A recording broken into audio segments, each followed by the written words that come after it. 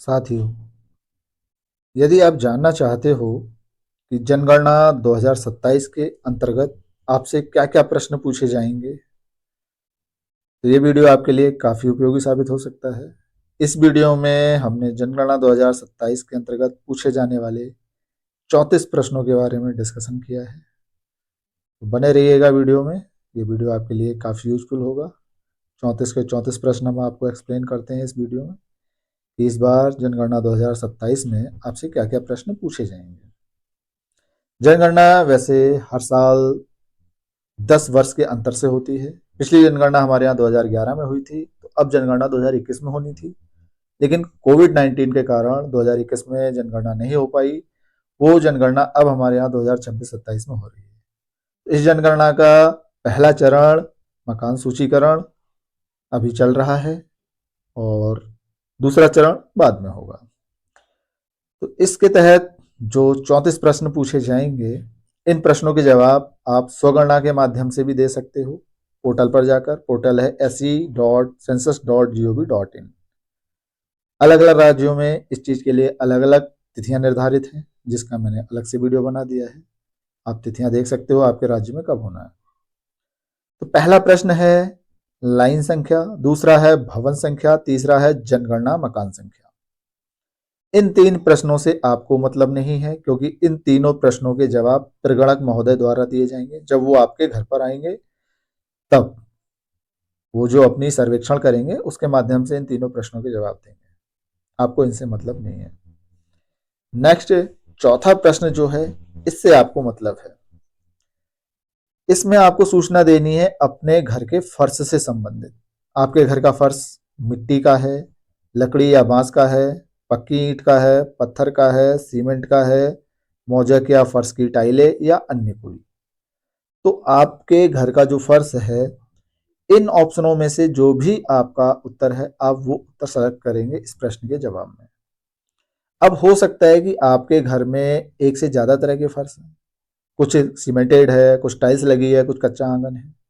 तो ऐसे में आपको वो चीज़ सेलेक्ट करनी है कि सामान्य तौर पर घर में सबसे ज़्यादा जो इस्तेमाल हुई है वो सेलेक्ट कर लेंगे। अगर अधिकांश स्थान पे आपका सीमेंटेड है तो सीमेंट सेलेक्ट कीजिएगा, अधिकांश स्थानों पर टाइल्स लगी है तो टाइल्स सेलेक्ट कीजिएगा, अधिकांश अगर आपका कच्चा है तो आप कच्चा सेलेक्ट कीजिएगा। नेक्स्ट, प्रश्न 5। यहाँ आपको जवाब देना है आपके घर की दीवार। जिस तरह की दीवार है, घास फूस बांस, प्लास्टिक या पॉलीथीन, मिट्टी, कच्ची ईंट, लकड़ी, पत्थर मसाला गारा के साथ नहीं, यानी पत्थरों को ऐसे ही रख दिया है। पत्थर मसाला गारा के साथ यानी पत्थरों को सीमेंटेड या मसाले के द्वारा चिपकाया गया। जीआई, धातु, एस्बेस्टस चादरें, पक्की ईंट, कंक्रीट या अन्य कोई।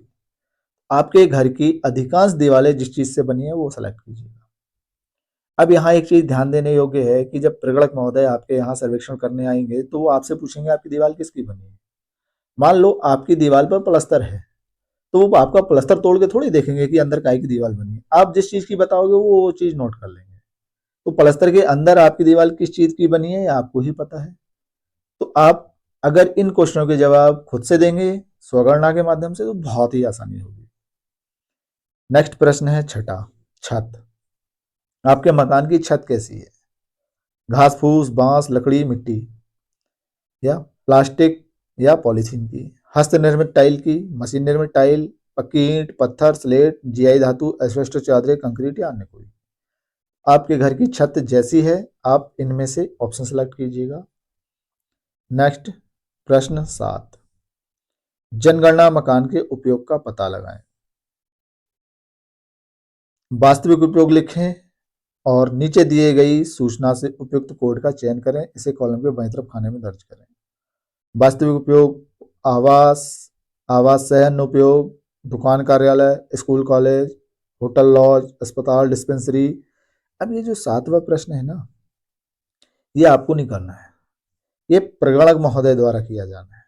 तो 7वां प्रश्न आपके लिए नहीं है, प्रगणक महोदय के लिए है। 8वां प्रश्न, यदि कॉलम 7 में कोड 1 या 2 है तो जनगणना मकान की स्थिति, ये स्थिति आप भी सिलेक्ट करेंगे। आपके मकान की स्थिति अच्छी है, रहने योग्य है या जीर्ण शीर्ण है, जैसी है वो आप भरेंगे। कॉलम 9 से 13 इन कॉलमों को तभी भरें यदि जनगणना मकान पूर्णतः या अंशतः आवासीय उपयोग में लाया जाता है। तो अगर आप अपने मकान में रह रहे हैं तभी तो ये सब भरेंगे। अब आपका मकान अगर दुकान वाला है तो दुकान के हिसाब से ये क्वेश्चन नहीं आएंगे। 9 में है परिवार क्रमांक, ये आपको नहीं भरना है, यह स्वतः उत्पन्न हो जाएगा। 10वां प्रश्न है इस परिवार में सामान्यतः रहने वाले व्यक्तियों की कुल संख्या। सामान्यतः रहने वाले का मतलब ये हुआ कि आपके घर में जितने लोग रह रहे हैं मतलब पिछले 6 महीने से, जो आपके परिवार के सदस्य हैं या नहीं है ये मतलब नहीं है। आपके यहाँ रह रहे हैं, आपकी रसोई का बनाया हुआ खाना खा रहे हैं, तो वो सामान्यतः आपके साथ माने जाएंगे। अब जैसे घर में किराएदार रह रहा है, अगर पेइंग गेस्ट है आपके साथ खाना खा रहा है, 6 महीने से ज्यादा रह रहा है, तो वो आपके परिवार में काउंट हो जाएगा। अगर वो अपना खाना अलग बना रहा है तो उसका परिवार अलग हो जाएगा। आपके घर में कोई नौकर है, आपके रसोई का बना हुआ खाना खाता है, आपके साथ रहता है, तो वो आपके परिवार में काउंट हो जाएगा। क्योंकि ये सिर्फ जनगणना है, परिवारों की गणना नहीं है। वो राशन कार्ड वाला सिस्टम, पहचान पत्र वाला वो अलग है, ये सिर्फ जनगणना वाला है, उस हिसाब से होना है। कॉलम 11, 12, 13 परिवार के मुखिया से संबंधित विवरण। तो 11वें प्रश्न में है परिवार के मुखिया का नाम। ये आप जो अगर सेल्फ इनोवेशन करोगे तो सबसे पहले पूछ लिया जाएगा, वही यहाँ आ जाएगा। संस्थागत परिवार के लिए कॉलम 12 व 13 ना भरें। संस्थागत मतलब जैसे हॉस्टल है, जेल है, इस तरह से, वो हुए संस्थागत। प्रश्न 12 लिंग। ये लिंग परिवार के मुखिया का, वो पुरुष हैं, महिला हैं या ट्रांसजेंडर है। प्रश्न 13 SC ST या अन्य। तो परिवार के मुखिया जो है SC हैं, ST हैं या अन्य हैं, वो भरना है। यहाँ इन्होंने स्पष्ट किया कि अनुसूचित जाति केवल हिंदुओं, सिखों और बौद्धों में हो सकती है, अन्य किसी धर्म में नहीं। अनुसूचित जनजाति किसी भी धर्म में हो सकती है। नेक्स्ट प्रश्न 14। यहाँ इन्होंने क्लियर किया कॉलम 13 से 34, कॉलम 14 से 34, कॉलम 14 से 34 सामान्य परिवारों के लिए भरें। संस्थागत परिवारों एवं गैर आवासीय जनगणना मकानों के लिए ये नहीं भरे जाएंगे।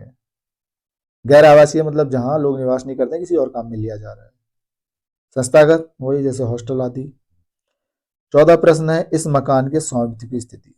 स्वामित्व की स्थिति मतलब अपना खुद का मकान है या किराए का है, किराए पर परंतु अन्यत्र अपना मकान है, और नेक्स्ट स्थिति है किराए का एवं अपना कोई मकान नहीं है, और आगे अन्य। तो चारों में से जो स्थिति है वो सिलेक्ट करें। 15वां प्रश्न इस परिवार के पास रहने के लिए उपलब्ध कमरों की संख्या। आपके मकान में आपका परिवार जितने कमरे यूज करता है उनकी संख्या लिखेंगे। रसोई घर, स्नान घर, शौचालय, कोठरी, स्टोर, गलियारा और बरामदे को शामिल ना करें, उनको कमरा नहीं माना जाएगा। रहने का कमरा, शयन कक्ष, खाना, डाइनिंग कमरा, ड्राइंग रूम, अध्ययन कक्ष, नौकर का कमरा और इसी प्रकार के अन्य कमरों को शामिल किया जाएगा इसमें।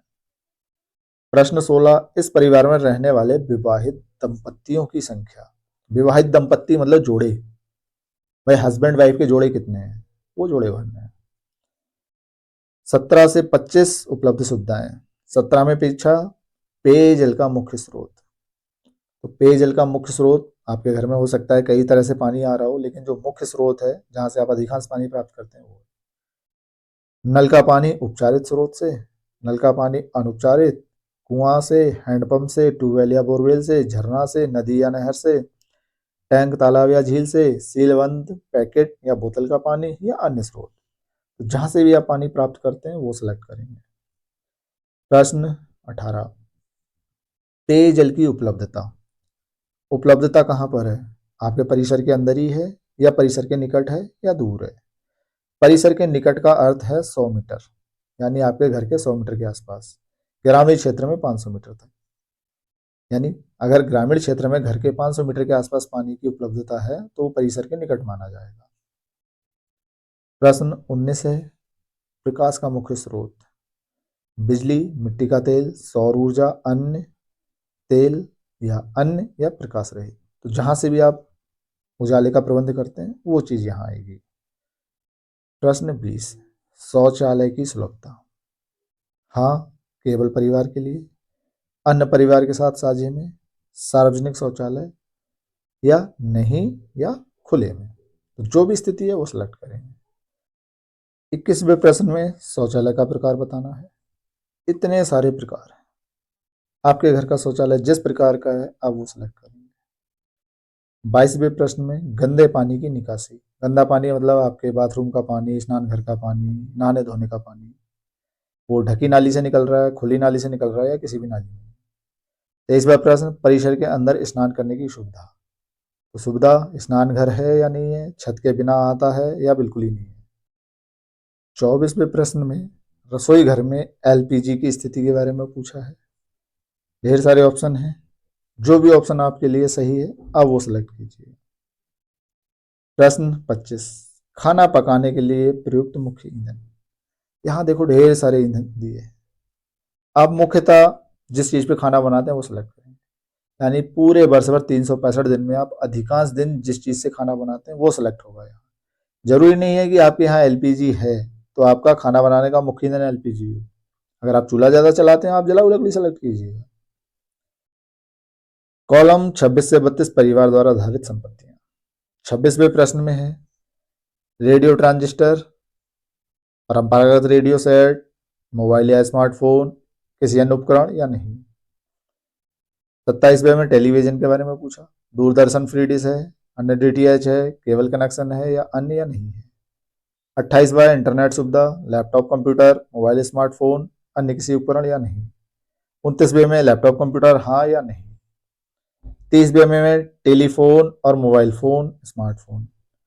तो है केवल लैंडलाइन, मोबाइल स्मार्टफोन है या कीपैड वाला है या दोनों है या कोई भी नहीं है। तो जो भी स्थिति है वो सिलेक्ट करेंगे। प्रश्न 31 साइकिल और स्कूटर, मोटरसाइकिल, मोपेड। तो साइकिल है या इसके साथ मोपेड मोटरसाइकिल है या दोनों है या कोई भी नहीं है। 32वें में कार, जीप, वैन है या नहीं है।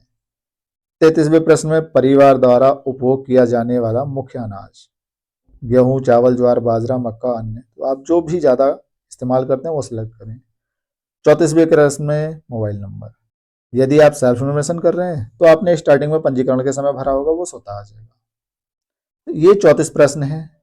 आगे यही प्रश्न इंग्लिश में दिए हैं, अगर आप इंग्लिश में कंफर्ट हैं तो आप इंग्लिश में देख लो इनको कैसे कैसे क्या क्या भरे हैं। पहली बार भारतवर्ष में ये जनगणना डिजिटल मोड में की जा रही है।